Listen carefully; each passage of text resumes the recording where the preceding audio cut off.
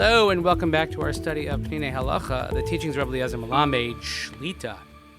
Well, I wasn't expecting to take this long of a break. Thank you everyone for your patience. The last time I was here, I said that perhaps I was getting the better of this virus, but alas, I was wrong. And it turns out that I got full-blown pneumonia, which is not good for speaking, and I'm still not 100%. But I have to keep the learning going. And we are getting closer to Chag Pesach. It was already Rosh Chodesh Nisan. So much is happening. But thank you, everyone, for your well wishes and for your good thoughts. Please continue davening for Chalei Tzag on Yisrael, for Shalem L'chol Petuei Yisrael, and the safe return of our hostages. And we dedicate our learning each and every day to Ili Nishmat, Sarah and Daniel Shemen, Harav Doron V'Sheli Shemikim Damo. And I am so pleased to be able to announce to those who have not yet heard that on Sunday I had the privilege of seeing Rav Doron Perez speaking here in town, but also to share wishes of Mazel Tov with him and his family on the birth of his first grandson, his son Yonatan.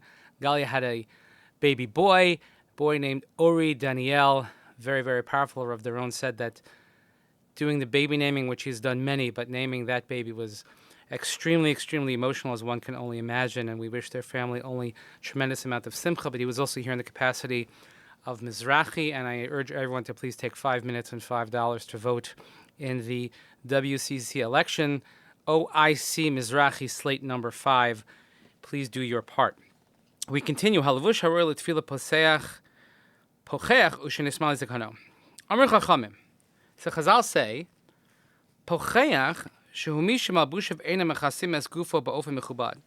So the Gemara Megillah says, somebody whose clothing doesn't cover him accordingly or properly. Lo yikra b'torah v'lo yavor lefnei hateva. Shouldn't lead the services. Lefichach eim limnos lechazan mi shelavush b'chutza lelo sharvalim o b'mechnasayim k'tzarim. So ideally, one should not daven for the amud if you have no sleeves on or if you have shorts on. Now, you're going to see probably different cultural norms in different places. If you're in summer camp, you're in Israel, what different shuls have different type of rules, but there should be a standard of modesty that certainly somebody who has a tank top on shouldn't lead the davening. Let's say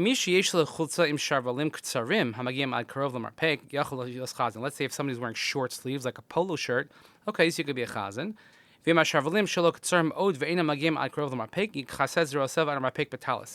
if, let's say, the sleeves are not even that long enough, they don't even reach the muscle or something like that, you should wear a talis. In our shul, the chazan always wears a talis anyway, but I wouldn't have somebody in a tank top, even with a talis, davening for the amud. L'mineg Ashkenazim, according to Ashkenazim, a chazan should always wear a talis to honor the davening. And this is the Magen Avram brings that even in Marev, even though nighttime is not a time for tzitzis or talis, but because of honoring the davening, which is indeed what we do here in our shul. But according to Sephardic tradition, the chazan does not have to wear a talis. But if the chazan, the person leading, is not wearing a proper beged, let's say he doesn't have a jacket or doesn't have a proper shirt, so then he should wear a talis. He quotes us from Rav Eliyahu. If the chazan is wearing a talis at Mariv and it's nighttime, you don't make a brach on it, because according to the Rush, one has to make a bracha on a talis at night. Ladas Rambam ein mevarchim, but according to the Rambam, we don't make a bracha on the talis at night. V'safek brachas lahakol. So if we ever have a doubt when it comes to blessings, we always take the lenient approach. V'yesh medaktikin l'hisatef b'talis shel chaver, or some will just be careful to completely obviate this question. You put on a talis that does not belong to you, and you're not acquiring it, you're not purchasing it. Anytime you borrow a talis from someone, you never make a bracha on it.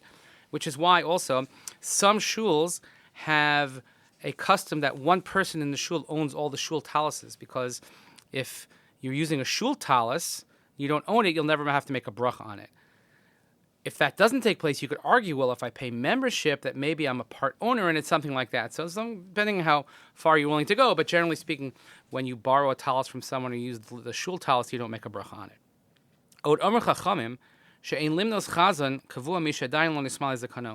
Also, they say that someone who has not had a full beard shouldn't be the chazan. That it's not nice, it's not proper honor for the community, for the congregation, for the tefillah, that let's say you have a young lad who has not reached his full age of maturity. This is really talking about someone who's going to be your permanent chazan. But from now and again, someone to get up to daven a mincha, something like that, even a youngster can get up and do it, even if he doesn't have a full beard. Now, not everybody grows a beard the same way. Let's say he reaches the age of 18, and he could sprout a little bit of a beard. He could even be the permanent chazan.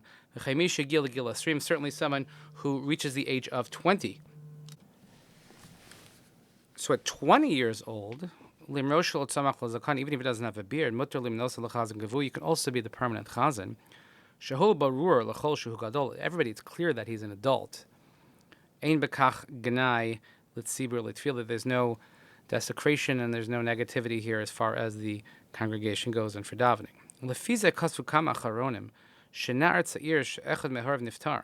So many achronim write, as the Pri Megadim and others, that a young boy, lo aleinu, who loses a parent, if